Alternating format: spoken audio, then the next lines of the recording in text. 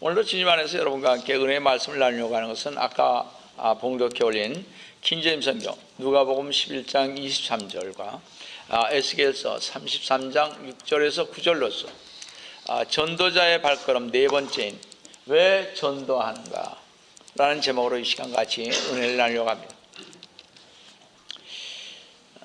성도 여러분, 시온 선교 침례교회가 주님의 큰 사랑과 능력 속에서 또 주님의 사랑의 끈으로 이어진 지체로서 이 땅에 주님의 사랑을 심기 위해 서주셨음을 진심으로 감사를 드립니다.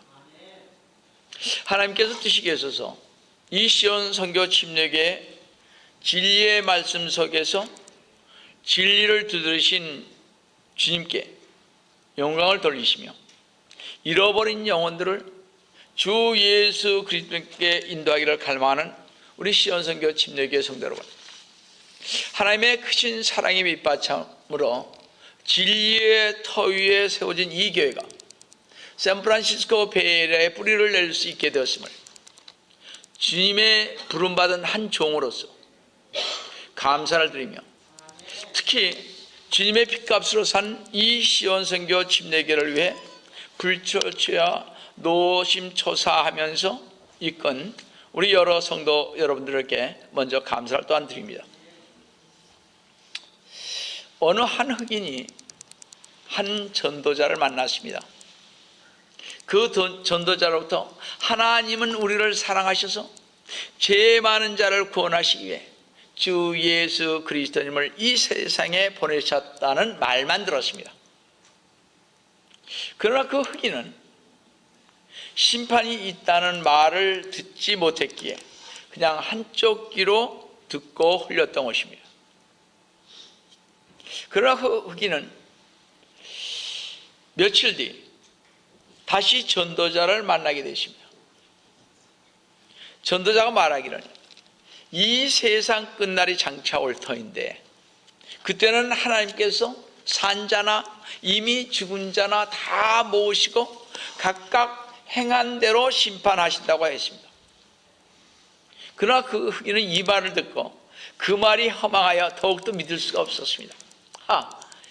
죽어서 몇천 몇백 년이 되어 해골만 겨우 남는 것이 다시 살아나서 심판받는 것이 말이 되나? 내가 무식하다고 그 전도자가 농담을 했지. 하기야 무덤 속에 든 송장이 일어나서 심판받는 구경이나 했으면 좋겠다 하면서 비웃고는 그 말을 믿지 않았습니다. 그때 그 동네에 못되게 장난치고 말썽꾸러기인 두 아이가 있었습니다.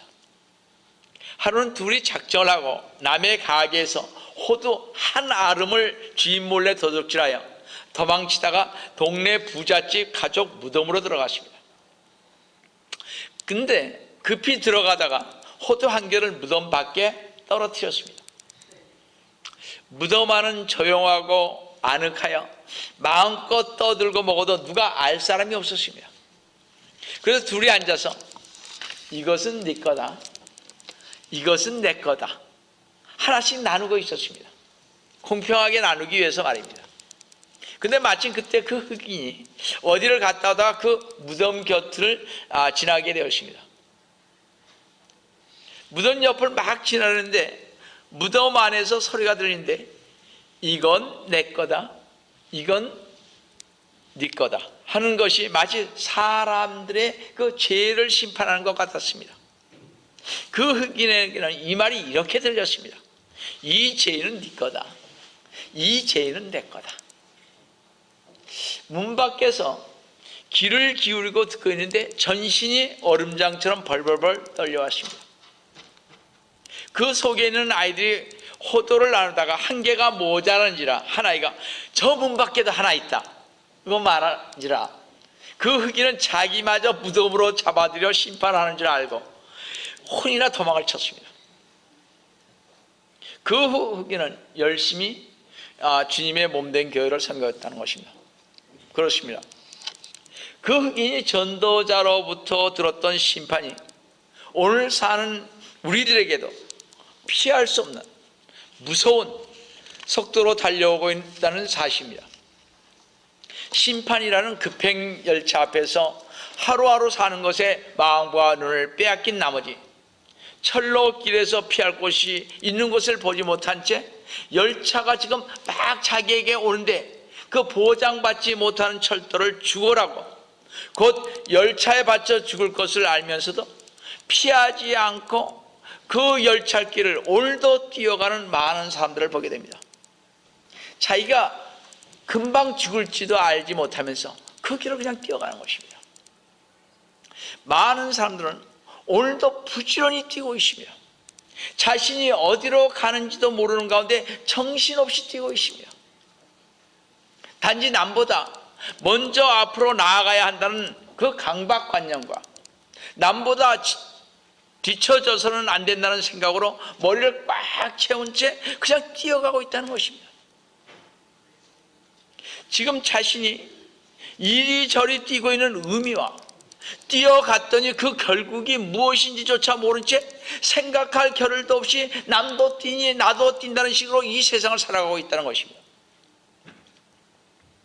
아마 누군가가 이 세대에 미친 듯이 달리고만 있는 사람들에게 왜 달리고 있는지, 어디로 가고 있는지, 속도에 빠르고 늦은 거, 영원하신 피난처에 대해 경고하고 권면해 준다면 사람들은 자신들에게 닥칠 엄청난 비극을 피할 수가 있을 것입니다. 히브리서 9장 27절에 한 번 죽는 것은 사람들에게 정해진 것이고 그 뒤에는 심판이 있는 것 같이, 성도 여러분, 사람이 한 번 죽는 것은 피할 수 없는 사실인 것처럼 죄에 대한 심판도 피할 수 없다는 사실입니다. 왜냐하면 모든 사람은 죄인이기 때문에 그렇습니다. 이 세상에서 죄 지은 사람에게는 반드시 형벌이 따르고 그 벌에 따라 감옥에서 1년, 2년, 10년 혹은 사형을 받는 것이 마땅한 것이라면 거룩하신 하나님 앞에서야 심판을 피할 수 없는 것이 너무나 당연한 것이 아니겠습니까? 성도 여러분, 우리가 항상 명심해야 할 것은 세상에서는 사람의 눈이 어둡고 너나 할 것 없이 거룩하지 못하고 모두가 죄인이기 때문에 적당히 죄를 가릴 수 있으나 비록 자신의 부모나 남편 혹은 부인은 속일 수 있으나 거룩하신 하나님의 불꽃 같은 눈앞에서 피하여 설 자는 없으며 우리의 중심을 보시는 하나님 앞에서 자기 자신의 죄를 가리울 수 있는 자는 아무도 없다는 것입니다. 그러므로 우리 육신이 죽은 후에 오는 심판은 아무도 피할 수 없고 또 이 죽음과 심판은 어느 누구나 예고 없이 갑자기 찾아오는 것이기에 사실 우리가 오늘 죽을지 내일 죽을지 혹은 한 달 후에 혹은 1년 후에 아니면 10년 후에 20년 후에 당할지 알 수가 없습니다.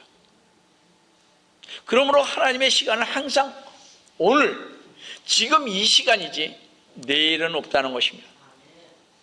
고린도서 6장 2절에서 보라 지금이 기뻐 받아들일 때요 보라 지금이 구원받은 날이라 했지 않습니까? 이와 같이 하루하루 죽음과 하나님의 심판 위험 가운데 방치되어 있는 수많은 영혼들에게 그 하나님의 심판을 피하고 죽어도 영원히 죽지 않는 영생의 복음을 전하는 것이 얼마나 급한 사실인지를 우리 모두는 인식해야 할 것입니다. 하나님의 심판이라는 급행열차 앞에서 힘없이 뛰고 있는 오늘을 사는 현대인들이 우리들이 갖고 있는 공허함과 현실 그리고 반드시 만나야 할 결국인 심판으로부터 자유를 얻게 되는 것은 오직 복음뿐이 없다는 것입니다. 주 예수 그리스도를 믿으면 우리는 영생을 얻습니다. 성도 여러분, 그래서 우리는 왜 전도해야 하며 왜 복음을 반드시 전해야 하는가 하는 이유를 분명히 알아야 하는 것입니다. 성도 여러분, 우리 모두는 알아야 할 중요한 사항이 있습니다. 그것은 하나님 없이 사는 사람들의 참담한 현실과 그들이 언제 당할지 모르는 비참한 죽음을 피하기 위해서인 것입니다. 그 비참한 죽음이 무엇입니까? 이 육신이 말이죠, 암으로, 백혈병으로, 교통사고로 죽는 것을 가리키는 것입니까? 아닌 것입니다. 이것보다도 더한 영원히 꺼지지 않는 지옥에서, 활활 타는 유황지옥불에서 영원히 사는 죽음을 비참한 죽음이라고 할 수 있을 것입니다. 따라서 우리 모두는 우리 주님께서 십자가에서 죄로 말미암은 저주와 심판의 짐을 우리 대신 담당하신 이 놀라운 사실을 전함으로 영원한 지옥불에서 심판을 당할 사람들에게 영원한 피난처가 되시는 우리 주 예수 그리스도님이 계신 것을 반드시 증거해야 할 것입니다. 이와 같이 주 예수 그리스도님만 믿으면 영생을 얻고 구원을 받는 크리스찬이 주 예수 그리스도님의 복음을 전하지 않거나 그 일을 태만히 하는 자는 명백한 범죄자이며 주님을 위하는 자는 아닌 것이 틀림없고 어떤 면에서 주님을 거스리는 자임에 틀림이 없을 것입니다. 사실 이것은 참으로 무서운 일인 것입니다. 그러나 많은 성도들이 이 일에 염두에 두지 않고 있다는 것입니다. 그럼 이런 태만한 사람들을 향해 주님께서는 무엇이라 말했느냐 하는 것입니다. 그것이 오늘 읽은 본문인 누가복음 11장 23절에 나와 있습니다. 나와 함께 하지 않는 자는 나를 반대한 자요, 또 나와 함께 모으지 않는 자는 흩트리는 자니라. 주님과 함께 성도를 모으지 않고 교회 생활만 하는 사람을 가만히 혼자 믿는다고 하면서 있는 사람들은 어떤 면에서 흩트리는 사람인 것입니다. 주님과 함께 잃어버린 영혼을 찾고 주님의 마음으로 귀한 영혼을 기다리고 주님의 사랑으로 그들을 찾아가 복음을 전하는 것이 주님과 함께 하는 것이요, 이러한 삶을 살지 않는 사람은 입으로는 주여 주여 주님을 부르고 주님을 존경하고 입으로는 주님의 찬송을 부를지 모르나 사실은 어떤 면에서는 주님을 반대하는 삶을 살고 있는지도 모르겠습니다. 얼마나 무서운 말씀입니까? 여러분, 주님은 그 사람의 어떤 성경적인 주장이나 말보다는 그의 행위의 열매가 무엇인가에 관심이 있다는 것입니다. 성경을 많이 알고 찬송을 많이 알고 기도를 많이 했다는 것이 문제가 아니라 행위의 열매가 무엇이냐, 이런 얘기입니다. 요한복음 15장 16절에 너희가 나를 선택한 것이 아니요 내가 너희를 선택하여 임명하였나니 이는 너희로 가서 열매를 맺게 하고 너희 열매가 남아있어 했습니다. 성도 여러분, 우리는 선택하고 정말 우리를 선택하고 성도로 임명하여 주신 것은 우리로 하여금 전도해서 열매를 맺기를 원하신다는 사실입니다. 여러분이나 저를 왜 주님께서 불러서 성도로서 임명했겠습니까?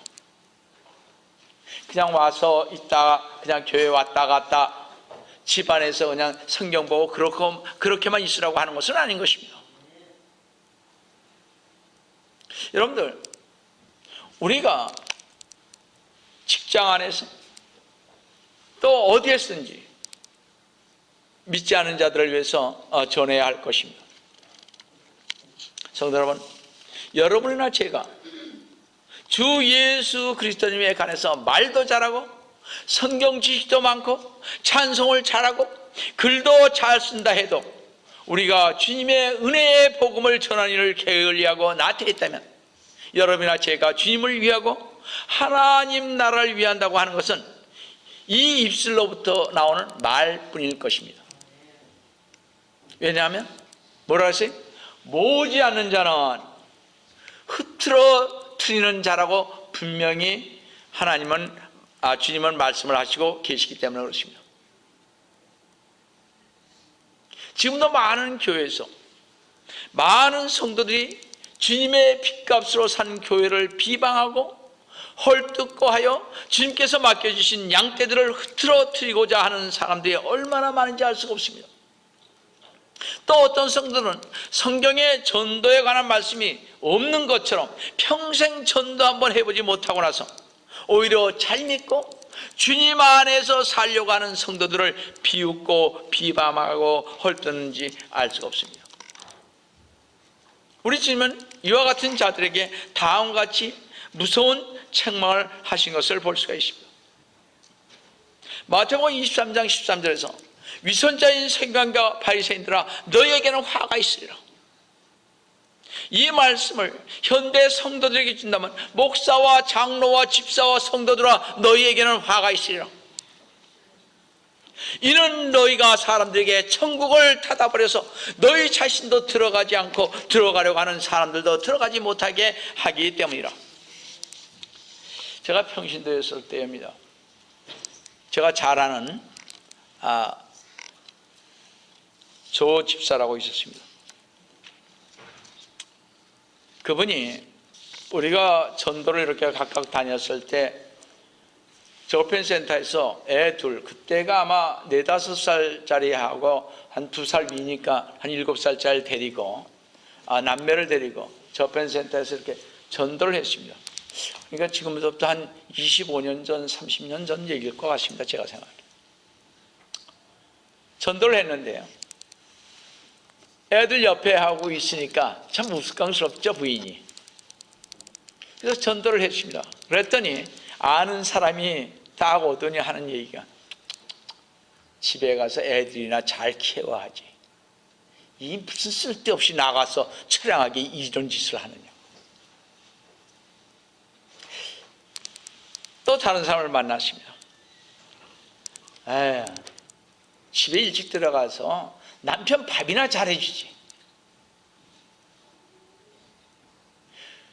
그것까지는 괜찮은데 에이 내가 이런 사람들 때문에 꼴 보이게 계셔서 침을 탁 뱉고 가더라는 거예요. 저한테 와서 그런 얘기를 하면서 울더라고요. 제가 아주 그것이 생생합니다. 꼭 그렇게 말을 했어야 했을까? 그 사람이 그렇다고 해서 밥을 안 해주는 것도 아니고 애들 돌보지 않은 것도 아닌데 왜 그러냐 이런 얘기죠. 많은 사람들이요, 제가 전도지를 돌리면 전도지 안 받습니다. 그거 좀 받으면 어때요? 그렇지 않습니까?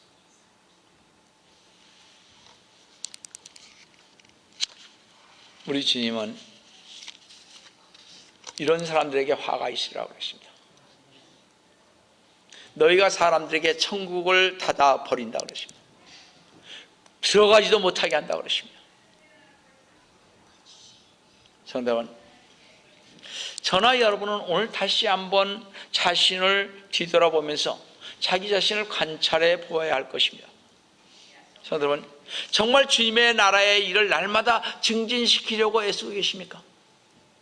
아니면 단지 주일학교 교사를 하고 성가대를 하고 여전대 남전대 교회 재정을 맡은 것으로만 만족하고 계십니까? 또 그냥 집사로서 또 평신도로서 아니면 목자로서 그냥 만족을 하고 계십니까? 아니면 주님께서 불러주신 그 은혜만 감사해서 그저 교회에 안주하는 성도는 아닌지, 교회의 어떤 직분을 맡은 것으로만 만족해하고 적당히 교인들의 눈치만 살피면 교회를 하는 척 자신의 맡은 바 사명을 다한다고 생각한다면 그 사람은 분명히 종교인이지 성도는 아닌 것입니다. 어떤 분이 한국에서 미국으로 이민을 왔습니다. 그래서 제가 어떤 교회 다니셨어요? 하고 물었더니 대개의 경우가 저는 세계에서 제일 큰 교회를 다녔어요. 저는 한국의 장자교회 알죠? 어느 큰 교회? 저는 한국에서 제일 큰 장로교회 혹은 감리교회, 침례교회 아니면 오래된 전통 있는 교회를 다녔지요. 사실 이런 말들은 별로 중요한 것이 아닙니다. 주님에게 있어서는 더욱더 그럴 것입니다. 만약 이런 교회에 다녔던 사람들이 세계 제일 큰 교회, 장자교회, 세계에서 가장 아름다운 교회 등 자랑 섞인 교만스러움으로 말했다면 아마도 주님께서는 그런 성도들에게 성령을 받으면 세계에서 가장 큰 교회를 지어라, 성령을 받으면 세계에서 가장 아름다운 교회를 지어라, 성령을 받으면 한국의 장자교회를 다녀라고 부탁을 하셨어야만 했을 것입니다. 그러나 주님은 그런 말씀을 제가 아무리 성경을 찾아봐도 없다는 사실입니다. 성도 여러분, 제가 분명하게 말씀드릴 수 있는 것은 세계에서 가장 큰 교회를 다녀도 좋았고, 세계에서 가장 아름다운 교회도 좋고, 한국의 장로교회 이런 것 또 장자교회를 다녔어도 좋고 다 좋습니다. 그러나 우리가 분명히 알 것은요, 많이 모이는 교회는 많이 전도자를 내보내야 할 것입니다. 그런데 많은 큰 교회들이 숫자만큼 그렇게 전도자를 내보내지 않습니다. 길거리에 남의 교회 양떼들이나 도둑질 해가는 것뿐이 없습니다. 거의가 전도해서 하는 것이 그렇게 많지 않다는 얘기입니다. 만약 그 큰 교회가 많은 전도자를 내보내지 않고 그 일꾼들을 그냥 교회 안에서 일만 시키고 교회 안에서 보호하고 보관만 하고 있다면 그 교회는 교인만 만드는 것이지 영생을 얻는 천국의 열매를 맺는 참 성도를 만드는 것은 아닌 것입니다. 성도 여러분, 사실 교회가 복음을 전하지 않으면 그 교회가 존재하는 존재의 의미를 잃어버리는 것이요, 성도가 복음을 전하지 않으면 이 세상에 더 있을 이유가 없는 것입니다. 주님 안에서 보면 말입니다. 침례 요한은 열매를 맺지 못하는 나무는 찍어 불에 던지우겠다고 말씀했습니다. 그 나무는 땅만을 허비하고 거름만을 허비하며 사람의 수고와 땀을 허비하기 때문에 그렇습니다. 교회를 직분 맡은 사람들이, 주님의 부름을 받은 성도들이 복음을 전하고 영혼을 구원하는 데 도움이 되지 못한다면 그것은 찍혀 불에 던져 살라버려야 할 가치밖에 전혀 없다고 말씀을 하고 있는 것입니다. 참 제가 안타까운 것은 우리 주 예수 그리스도의 마지막 유언의 말씀이며 명령에 소극적인 사람들이 의외로 많다는 것이며, 이 상황 지역에 많은 성도들이 있지만 얼마만큼 이 일에, 전도의 일에 동참을 하고 있습니다.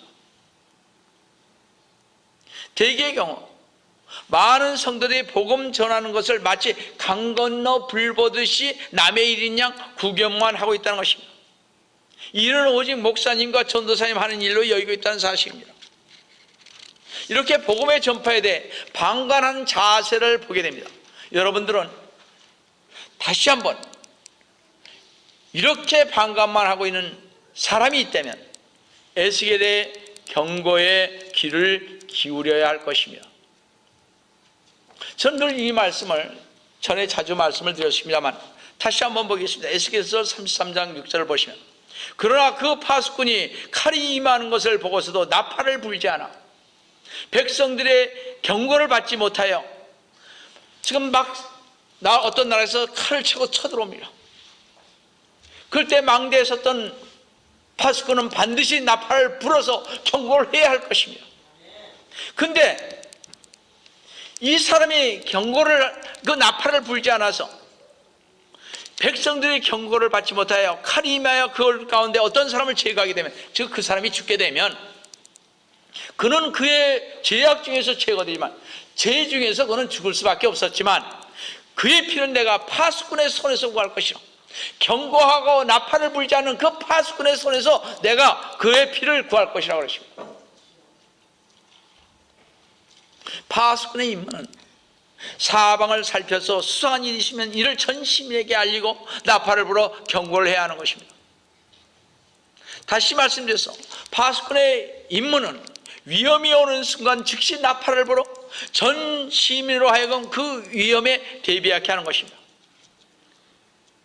그리고 파수꾼은 먼저 적진으로 나가 싸울 필요는 없을 뿐만 아니라 적의 접근을 꼭 저지시켜야 할 의무도 없는 것입니다. 따라서 사람들이 만일 파수꾼의 나팔소를 믿지 않거나 무시해버려도 파수꾼으로서는 어찌할 도리가 없는 것입니다. 자기의 임무는 뭐예요? 나팔을 부는 것입니다. 사람들이 경고의 나팔소리를 들어도 칼을 잡지 않고 방비를 하지 않고 푹신한 침대에 그냥 파묻혀 있다고 해서 파수꾼이 그 사람들을 강제로 무장케 할 수는 없다는 것입니다. 파수꾼은 시민 전체를 다스리는 통수권자가 아닙니다. 아무리 위대한 목사라도 전도사 집사라도 일개 파수꾼에 불과하다는 것입니다. 그래서 주님의 종이라고 해서 부지하거나 태만한 자들의 자유의지 및 행위를 구속할 수는 없는 것입니다. 따라서 사람들을 일깨우고 그들에게 경고를 주는 것은 파수꾼에게 부여되어 있는 특별한 책무인 것입니다. 그런데 만일 파수꾼이 경고의 나팔을 제대로 불지 않게 되면 능히 위험을 막아낼 수 있었는데도 막아내지 못한 채 그대로 감수하지 않을 수밖에 없는 경우가 생기고 말 것입니다. 그런 경우 파수꾼에게는 어떤 변명도 통하지 않고 반드시 그 파수꾼에게 책임을 묻겠다는 것입니다. 그래서 에스겔서 33장 7절 9절 한번 잘 보세요. 여러분 한번 집에 가세요. 꼭 한번 보세요. 그러므로 너 인자야, 너 인자야, 내가 너를 이스라엘의 파수꾼으로 삼았으니 그렇습니다. 우리 주님은 이 시온 선교 침례교를 세워주었습니다. 상한 지역의 파수꾼으로서 성도로서 이 교회에 나오게 했습니다. 우리를 파수꾼으로 삼았습니다. 너는 내 입에서 말을 듣고 나로부터 경고를 그들에게 전하라. 내가 악인에게 말하기를 오 악인아 너는 반드시 죽으리라 하였을 때 너 하나님의 말씀만 들으면 반드시 죽는다. 주 예수 그리스도를 믿지 않으면 반드시 당신은 지옥에 갈 수밖에 없다 했을 때 만일 네가 악인에게 그의 길에서 떠나도록 경고하여 말하지 않냐면 주 예수 그리스도를 믿으라고 말하지 않냐면 그 악인은 그의 죄악 중에서 죽을 것이나 그렇죠? 죄악 중에서 그는 죽을 것입니다. 말을 듣지 않든 어찌됐든. 근데 그의 피는 내가 내 손에서 구할 것이라고 하십니다. 경고하지 아니하고 주 예수 그리스도를 믿으라고 믿지 아니하며 다닌다면 그의 피는 저 사람이 죽은 이유는 내가 전하지 않았기 때문에 파수꾼의 역할을 담당하지 않았기 때문에 그렇다는 것입니다. 그러나 내가 여러분과 제가 그 악인에게 그의 길에서 돌아서도록 경고했는데도 그가 그의 길에서 돌아서지 아니하였다면 그는 그의 죄악 가운데 죽을 것이나 너는 내 혼을 구원이라 그러십니다. 여러분과 나는 파수꾼으로서 역할을 했기 때문에 우리 영혼은 산다는 것입니다. 파수꾼인 우리가 복음을 전하고 영혼을 건지는 일을 해도 되고 안 해도 되는 것은 아니라는 것입니다. 꼭 해야 하는 것입니다. 반드시 파수꾼인 우리는 하나님의 말씀을 증거해야 하는 것입니다. 만일 여러분이나 제가 자기 아들, 딸이 구렁텅이에 빠져 죽었는데 그것을 못 본 채 한다면 그것은 있을 수 없는 일인 것입니다. 만일 누군가 모르는 사람이라도 우리 목전에서 사경을 헤매고 있다면 가능한 방법을 통하여 그를 살리는 것이 도리 아니겠습니까? 그렇다면 영원한 생명인가? 아니면 영원한 멸망인가? 영원한 하나님의 나라인가? 아니면 영원한 지옥인가를 가름하는 중요한 때에 복음을 전해서 영혼을 살리는 것은 당연한 것이 아니겠습니까?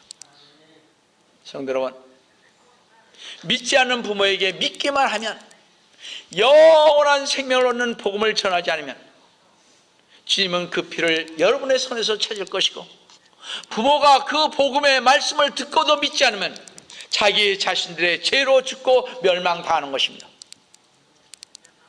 만약 여러분이 세상 사람들에게 복음을 전하지 않으면 그 세상 사람들은 죄 가운데서 지옥에 가겠지만 그 세상 사람들이 지옥에 간 이유는 그의 죄 때문이라고 보다는 그들이 예수를 믿지 않았기 때문이라는 것입니다. 가장 큰 것은 그것입니다. 주 예수 그리스도를 믿어야만 우리는 영생을 얻는 것입니다.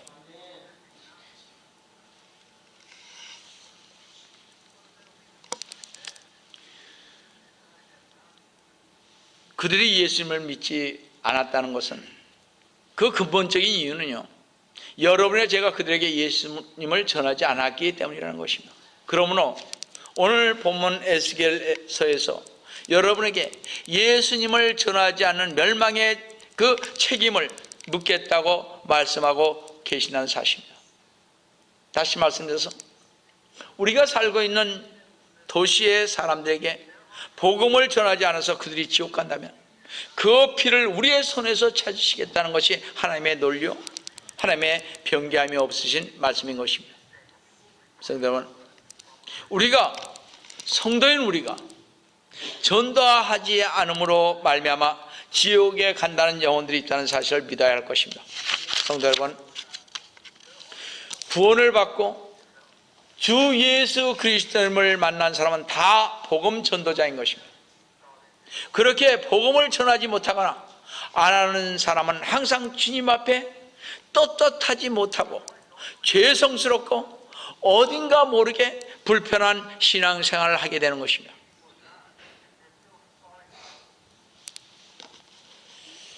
그렇지 않은 사람들도 많죠. 자기가 뭔가 좀 믿는 것 같다고 제대로 한 번도 못해서 그러면서 자신은 신앙이 최고라고 얘기하는, 그건 잘못된 것입니다.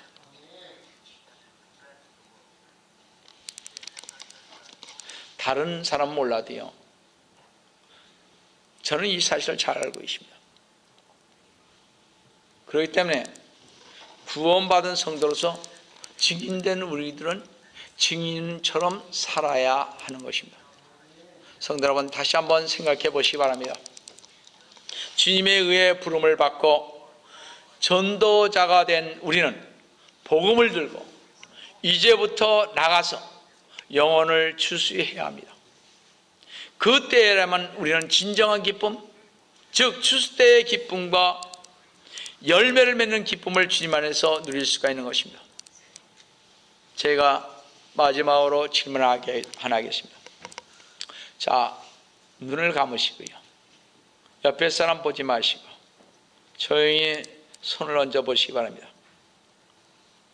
오늘부터 시간이 있으나 없으나 꼭 파수꾼으로서의 전도자의 삶을 사시겠다는 분은 조용히 마음속으로 아멘 하시기 바랍니다. 감사합니다. 성도 여러분, 저는 항상 여러분께서 하나님의 축복 가운데 있게 될 것고 다른 세상 사람들이 여러분을 인하여 복음을 받아들여 복을 받을 수 있기를 진심으로 속히 오리라 하신 주 예수 그리스도님의 이름으로 간구합니다. 다 같이 기도하시겠습니다. 사랑의 하나님 아버지, 주님의 은혜를 진심으로 감사를 드립니다. 주님께서 저희들을 파수꾼으로 세워주심을 감사를 드립니다. 파수꾼의 임무를 감당할 수 있는 저희들이 될 수 있도록 주님 붙잡아 주시옵기를 원합니다. 주님, 저희들 주님을 믿지 않는 자들에게 주님의 말씀을 증거하며 복음을 증거해서 파수꾼으로서의 역할을 충분히 감당할 수 있는 저희 모두가 될 수 있도록 주님 함께하여 주시옵기를 원합니다. 주님께서 저희와 함께하여 주심을 감사하고 주의 이름 받도록 간절히 기도드리옵나이다. 아멘.